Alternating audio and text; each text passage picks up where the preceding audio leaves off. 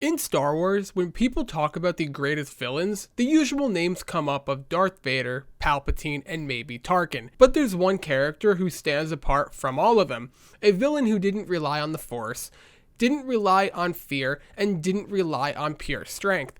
Instead, he relied on his intelligence. In this video, we're going to look at Grand Admiral Thrawn, the Empire's most brilliant strategist, a master of psychological warfare, and the man who nearly rebuilt the Galactic Empire through his intellect alone. Grand Admiral Thrawn's full name is Mithra Naruto, apologies if I pronounced that wrong. He's a member of the Chiss Ascendancy, a secretive and highly advanced civilization from the unknown regions. Unlike humans, the Chiss values included discipline, strategy, long-term thinking, and calculated emotional restraint.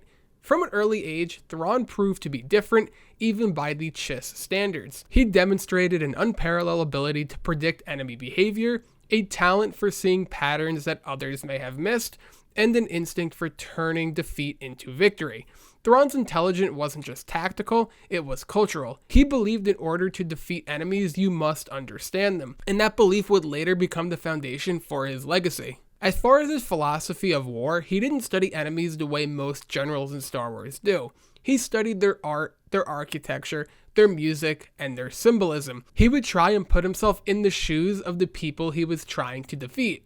To Thrawn, art revealed how a species thought, how they valued order versus chaos, whether they favored creativity or tradition, and how they would react under immense pressure. Doing this allowed him to predict rebellions before they would happen, anticipate ambushes without intelligence reports, and dismantle enemy morale before they even fired a shot.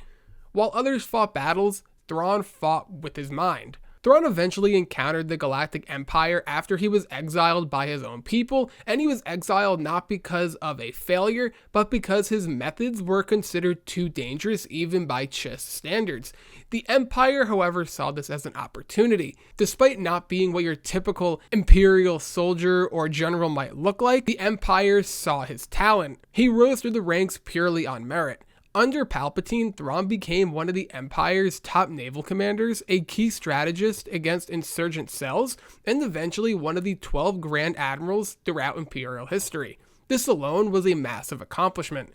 He commanded entire sector fleets, advanced super star destroyers, and answered directly to Palpatine himself. He wasn't just promoted, he was trusted.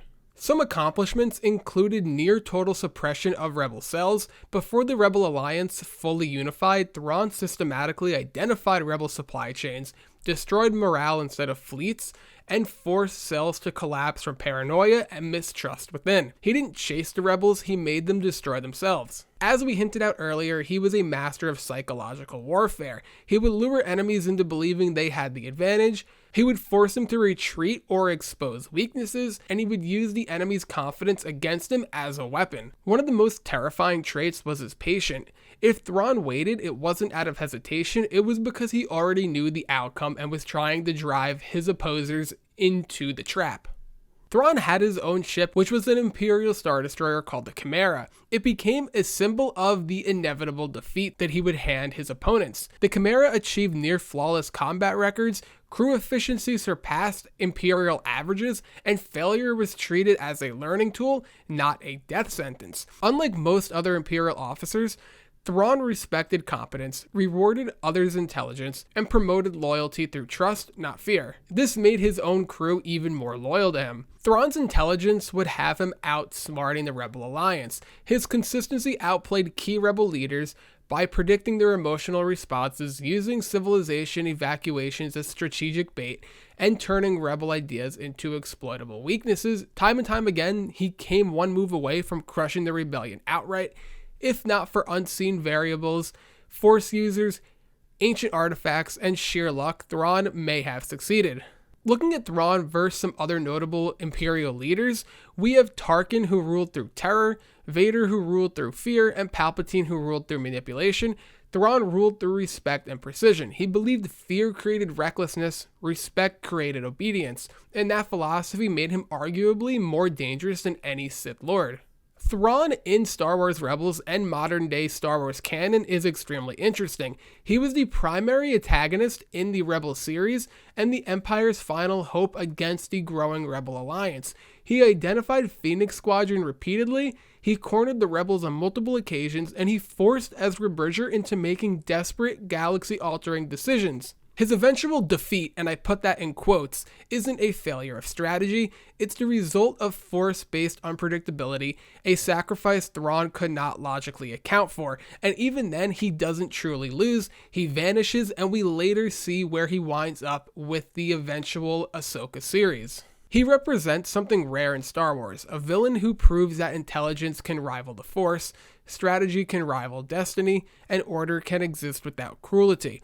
Even long after the Empire's fall, Thrawn's influence still shapes Imperial remnants, inspires future tacticians, and looms as a threat not yet fully realized. He's not loud, not emotional, and he doesn't boast or flaunt. He simply wins. Grand Admiral Thrawn isn't just one of the greatest Star Wars villains. He's one of the greatest commanders in all of science fiction, a reminder that sometimes the most terrifying enemies aren't the ones with the most power, it's already the ones who know exactly how you'll lose. And currently, Thrawn's story isn't fully finished. We are still waiting for Ahsoka Season 2 to see what else he has up his sleeve. So, let me know what you think about Grand Admiral Thrawn and what you think could potentially happen when we see him once again on our screens in Ahsoka Season 2. Don't forget to leave a like if you enjoyed this video, subscribe for more content around the galaxies, and I will see you in the next one.